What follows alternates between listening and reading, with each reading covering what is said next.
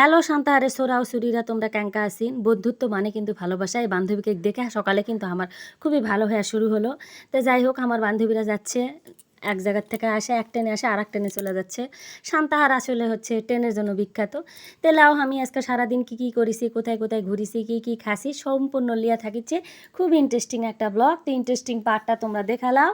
তো আর একটা ছোট্ট কথা তোমাকে সাথে শেয়ার করতে চাচ্ছি। আমার কিছু ভালোবাসার মানুষেরা আমাকে লিয়ে যারা খুবই চিন্তিত, তারা আমার প্রায় জিজ্ঞেস করে, তোমার এত দুঃখ কষ্ট, এত যুদ্ধ, তোমার কি কষ্ট হয় না? তে মানুষের জীবনে দুঃখ কষ্ট, খারাপ লাগা, ভালো লাগা সবই কিছুই থাকবে, বুঝছেন?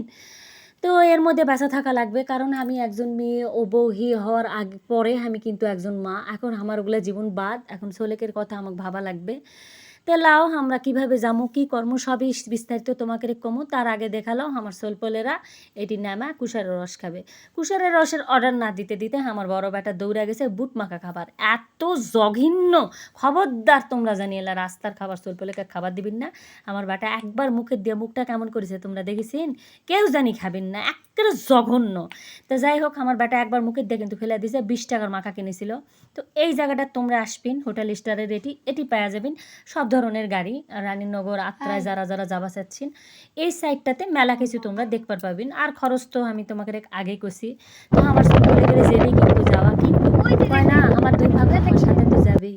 তা আমার দুর্ভাগ্য আমার সাথে গেছে, মানে বৃষ্টি রানী আমার সাথে সাথে গেছে, বুঝছেন?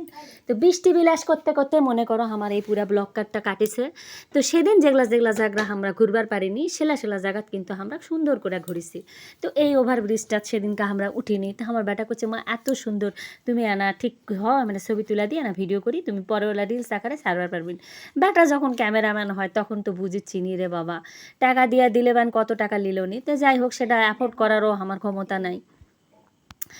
আর হচ্ছে আর একটা কথা তোমাকে সাথে শেয়ার করি, যারা নিজেদের ভালো সময় লিয়া খুবই করো, তাকে একটাই কথা কবার ওই ভালো খারাপ সময়ের মালিক কিন্তু উপরালা।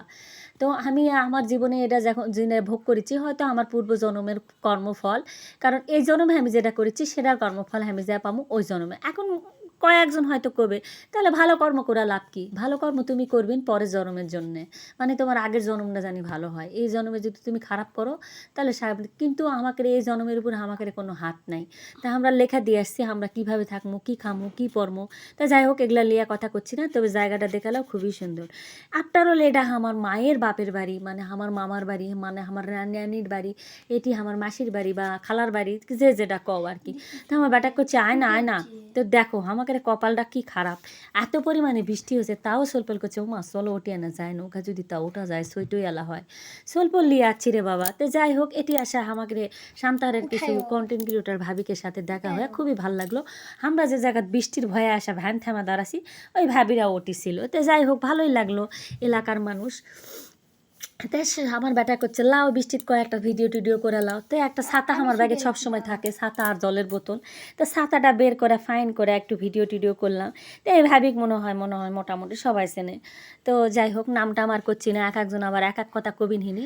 তো লাও আমার বেটাকে আমি করছি, বেশি যদি জ্বালা আসতো যাবো বিদেশে। তো যাই হোক, এলাম মজা করতে করতে আমার এই দুঃখের সময় আমি হাসি মুখে পার করেছি।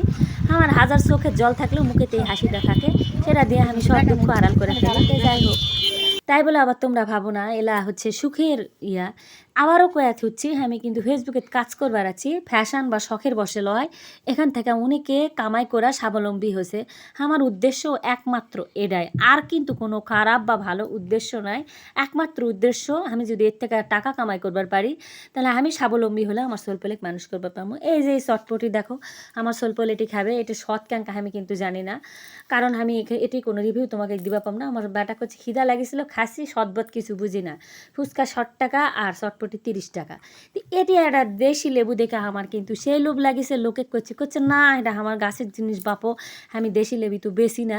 তা আমি করছি ভাই আমি তোমাকে 10 টাকা দিচ্ছি, তাও করছে তুমি এমনি লাও। তো লোকটা আমি অনেক দোয়া করলো, আমি যদি বেশি বা গাছ বার করবার পারি।